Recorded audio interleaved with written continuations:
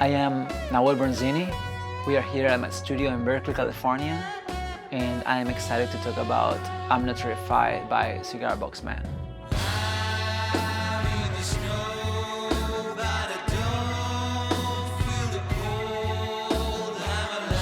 This is a song that we produced last year and that the band had been working on for a little bit until I joined as a co-producer for the project.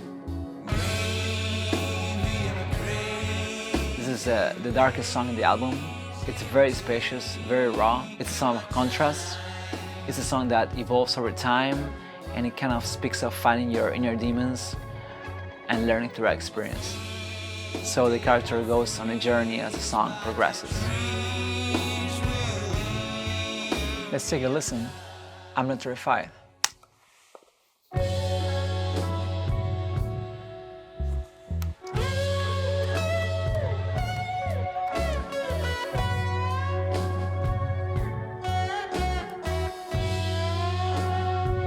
Alright, so a lot of stuff in here.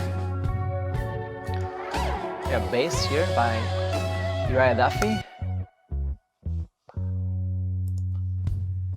Drums actually have the same drums duplicated and I'm missing in different ways. We'll dive deeper into that.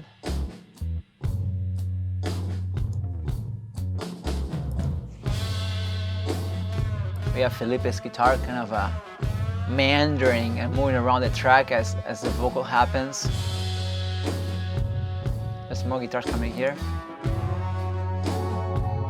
Cigar bed. There's some more guitars here are really cool, doing a little chung chung chung kind of riff. That's Tomas.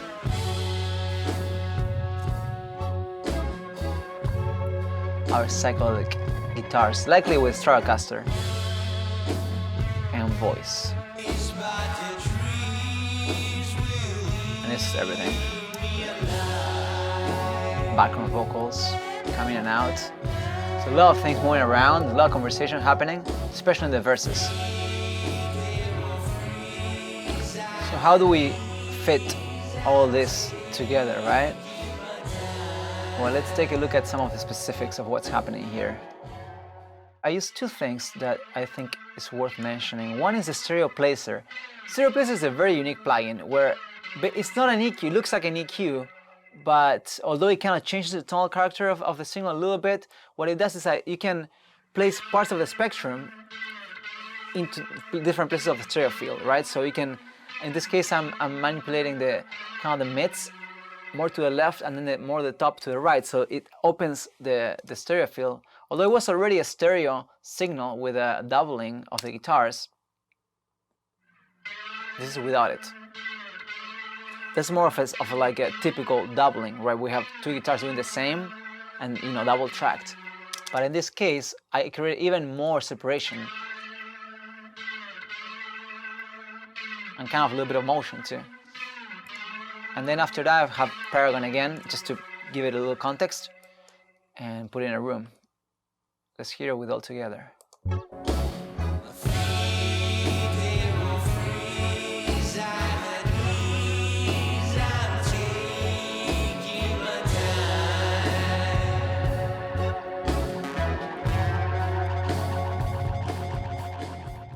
The other thing, for instance, in a track like this where I have a lead vocal that's kind of above the track and it's kind of small and in the center, I want it to be up front, but I don't want it to jump. I don't want it to get out of the context. And there's different ways to do that, but limiting at the end of my chain really it really helps. And I'm using the ISL for that. This is the very end of the chain. Looks kind of complicated, but basically you have these individual vocals. There's some doubling, and these are going into this folder that receives those three channels. There's a bunch of processing, and at the end of that, I have this limiter, and I'm barely kissing it. It's just ever so slightly, yeah? Listen to that again.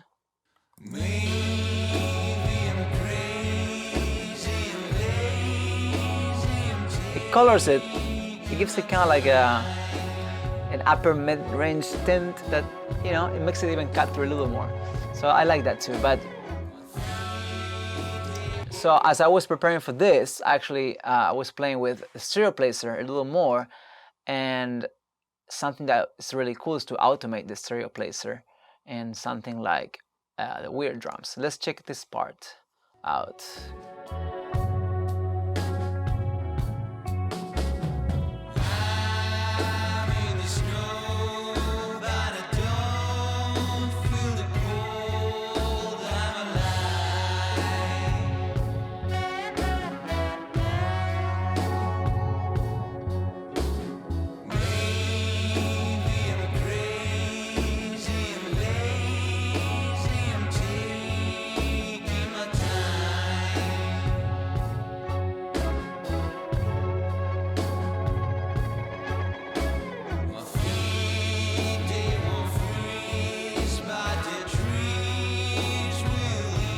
So you get the idea, but I'm overdoing it right now.